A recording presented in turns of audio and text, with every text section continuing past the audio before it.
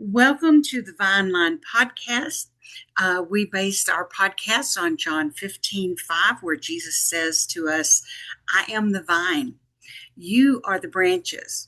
He who abides in me and I in him bears much fruit, and without me can do nothing.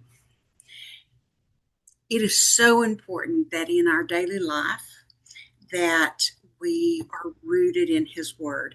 And on the Vine Line podcast, that is exactly what we do is we talk about his word and what he is doing in people's lives and how he is very, very real today. I am so glad that you have joined us today. You will be able to find the Vine Line on Facebook and YouTube and LinkedIn and Instagram. You can find us all over the place. And today, my very special guest and my dear friend is Michelle Ruddell. We met through Mary R. Snyder as we were kind of learning our craft and trying in prayer a lot about where God was heading us. We became very good friends, and then we got very, very busy in doing what God wanted us to do. And so whenever we get a chance to visit, we are thrilled that we get to do that. We connect as we can and as much as we can. She is a retired teacher. And now she's writing and she is speaking. She is sharing Christ with others through her avenues that God has given her. And I'm going to let her just kind of share her testimony, let her share with you her journey of how she got to where she is now. Michelle, welcome. We're going to just let you have it here. Thank you. It's so good to be here. Thank you for this opportunity. When you read that verse, I was thinking that my word for 2025 is abide, Mm, and how fitting that is. yeah. My testimony, there was a time when I was not abiding in him at all. I came to know the Lord as a child. I was 9 years old, and I don't doubt that experience for a minute. I don't doubt that that salvation experience was real. But as I became a teenager and then a young adult, I I married and entered a world where I observed addiction, abuse, and adultery. And I was so ashamed. My faith had been up until that point, my faith had been very much a check the box rule following. And if I check the boxes and I follow the rules, then God loves me. And if I don't, then he doesn't. And I saw God mostly as enforcer. And so when I got married and entered into this world of things I had not experienced before, I began to be very ashamed. And I just knew that I was beyond forgiveness and beyond God's love. And it took a life altering, normal shattering experience of the death of our 5-year-old son in a car accident to put me to the point of desperation where I cried out to God for help because I knew there was no way I could get through that without his help, regardless of where I stood with him, where I thought I stood with God. Uh, he was faithful and he answered that cry. And I have since learned that it's not about following the rules as much as it is about relationship with Jesus and abiding in him and knowing him better through his word and running that constant conversation with him and just having that relationship to where he leads me and guides me and walks with me. Because of his faithfulness through that wreck and through the death of my son, I trusted him more. My faith took on a whole new meaning, a whole new depth. And a few years after the wreck and after the birth of 2 daughters, I came to a point where the physical abuse had gotten so severe that my daughter, my older daughter, who was 3, looked at me and said, "Is my daddy gonna kill you?" And at that point, I knew that I had a choice. She did not. And that if I stayed in that marriage, then my 2 little girls, who were 3 and 1 at the time, would grow up thinking that that abuse was normal. And that would mean that they would very likely enter into the same kind of relationship. And I couldn't bear that thought. And I hit my knees that night in front of my couch after everybody had gone to bed. And I begged God for help. And I told him, I said, "I know that divorce is not your plan, but living like this isn't either. Show me what to do." And that was 1997 in January. And on Easter Sunday, God provided an escape. He provided a way out. And I was able to walk away from that, file charges on him. He was already on parole, so he was sent back to prison. Filed for divorce. And since then, God has just taken me on a journey of getting to know him better, experiencing his faithfulness. And now I am able to share those stories with others who are going through similar circumstance. And I can tell them how faithful God is and encourage them to turn to him and share his faithfulness and his restoration and his redemption and his forgiveness that I have experienced. Uh, the the death of Matthew led to also this wonderful little book that I want to make sure this audience knows that this exists. You can get this on Amazon.com.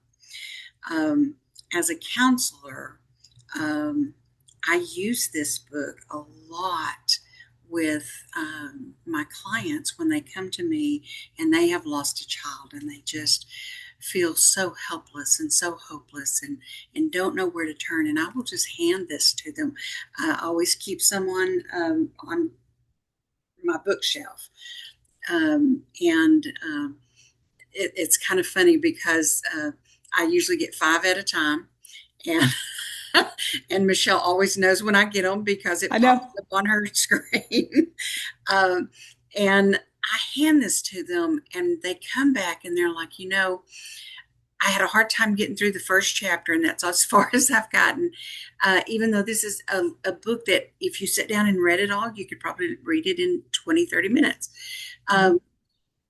Because for the first time, someone knew my heart. They knew what I was going through.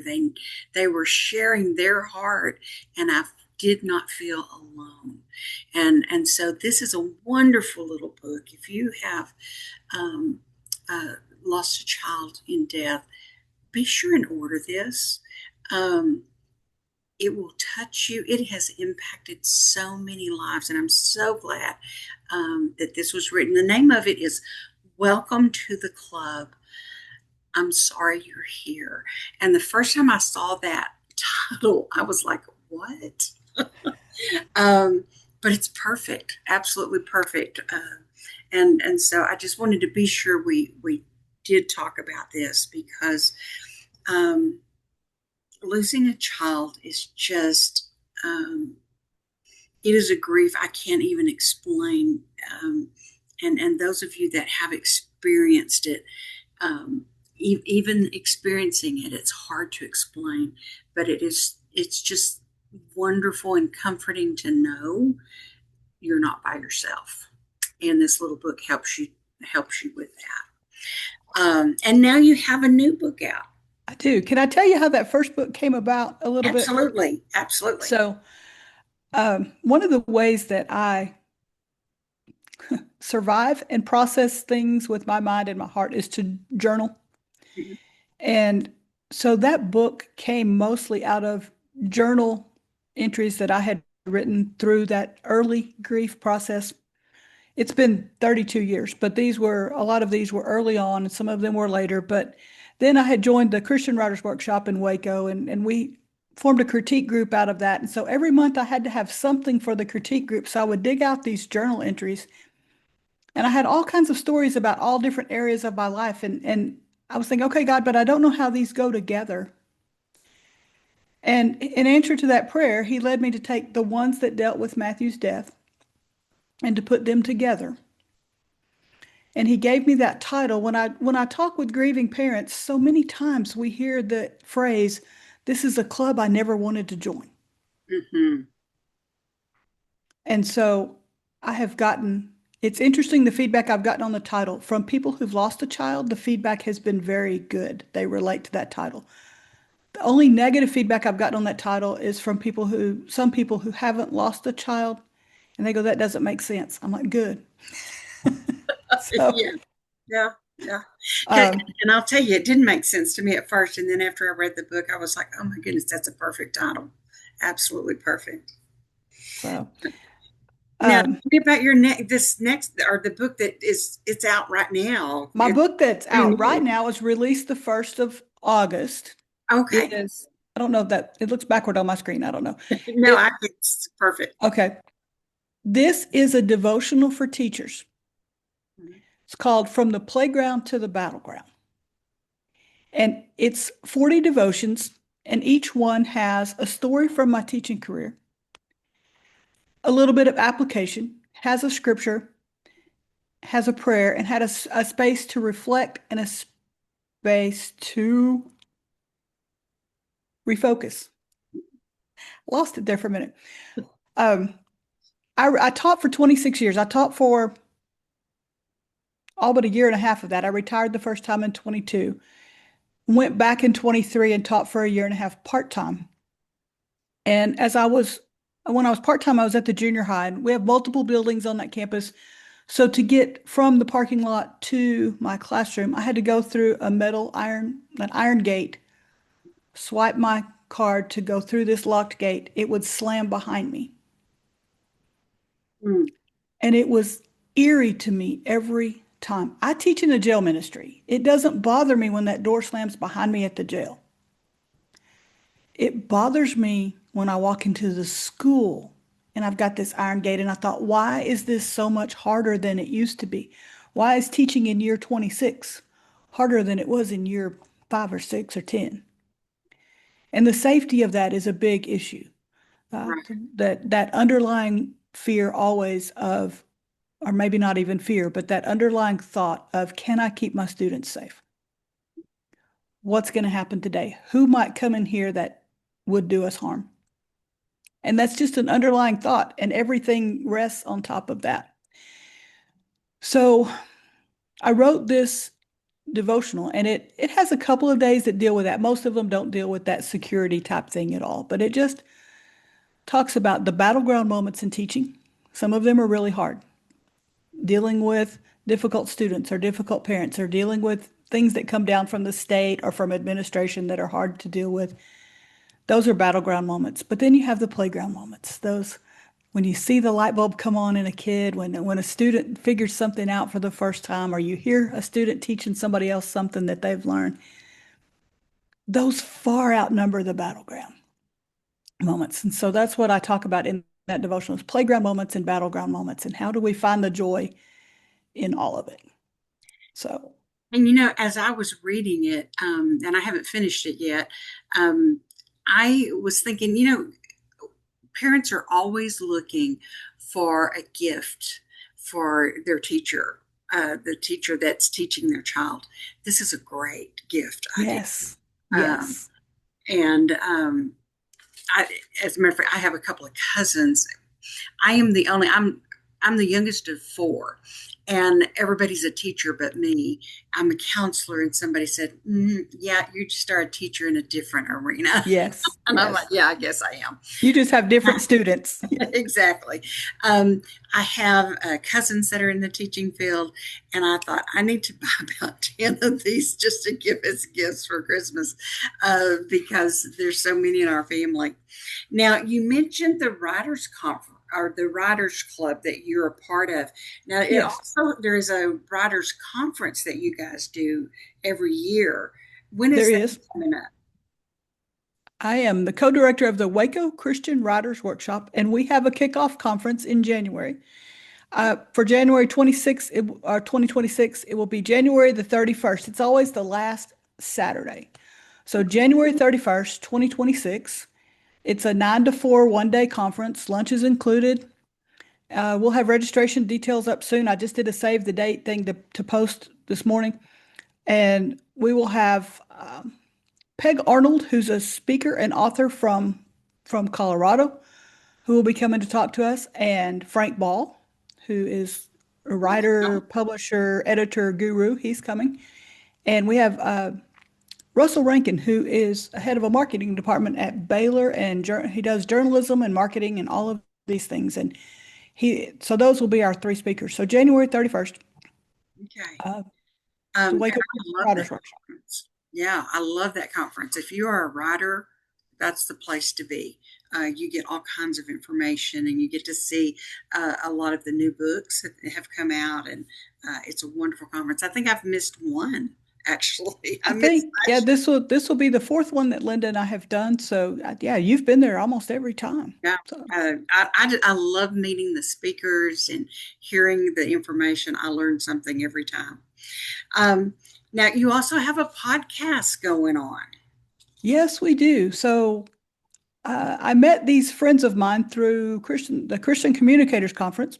Mhm. Tracy Glenn, who lives in Arizona, Susie Lewis, who lives in Florida, Jackie Hayden, who lives in East Texas, and me, I live in Waco, Texas. And we were at another friend's house in last year in November, and we were brainstorming for the next Christian Communicators Conference. And the conversations we had around the table in the morning, just over coffee in our pajamas with our Bibles open, those conversations were golden. They were so good. So we all went our separate ways. And after a while, Tracy contacted us and she said, "Hey, let's take those conversations and make a podcast." So what it is, there are four women, and we take turns, and one of us will start with a story and a truth. The name of the podcast is Living Truth Together, Rooted in Real. So one of us will lead out with a story, something that's happened to us or something that we've been through, and the biblical truth that helped us through that story or that we discovered in that story. And then we just have a conversation, the four of us, where we all have input. We all talk about different verses and how God's helped us. And it's just four women having a conversation like over coffee. And we have I think we have 4 episodes or maybe 5 that have aired. It's on YouTube and Spotify. Uh-huh. And we'd love to have you listen. Absolutely. I love that concept of just having coffee together and talking about God's word. So what else do you have going on these days? I am teaching a boundaries class in a jail ministry here in our county jail. It's called Freedom's Gate. Uh-huh. The women, we have usually 12 at a time. It's a 6-week program. They have a Bible study class, boundaries class, communications class, and then they can do optional one-on-one mentoring. And that has been a real eye opener, a real gratitude increaser to interact with these women who are inmates in our county jail. Some of them are awaiting trial, some of them are awaiting transfer to prison, some of them are awaiting a release date. They're at all different phases. But to be able to go in and share my story and talk to them about boundaries and how I didn't have any and how I've learned. And so we help them practice setting those boundaries. And it's been very eye-opening. I had to adjust a little bit because it can be heavy, Mhm. Yeah. but I've kind of learned to be really prayed up going in and to remember that I can't fix them. Only God can fix them. I can just share what I know and point them to Jesus, and the changing is up to Him. I'm volunteering some in our food pantry, and I have a new, well, she's not so new anymore. I have a 15-month-old granddaughter, my first grandchild, who lives 2 hours away. So I'm kind of burning up the road between here and there. In fact, I'm going tomorrow. Aren't I they am, fun? oh my Grandchildren. goodness. Everybody said you're going to love it. You're going to love it. But I just, you can't describe it in words how great it is to watch my daughter being a mom. Yeah. And yeah. And to hear that little one start talking and call me Mimi, Mimi, Mimi. So They are the best. They are.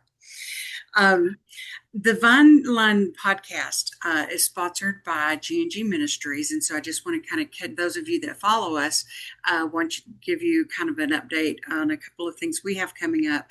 October 11th, we will be in Marble Falls with Courtney Richards in the Equip Room. She's very instrumental in working with women's ministries. And then on October the 24th and 25th, we will be here in Lubbock, Texas, where Gary and I live.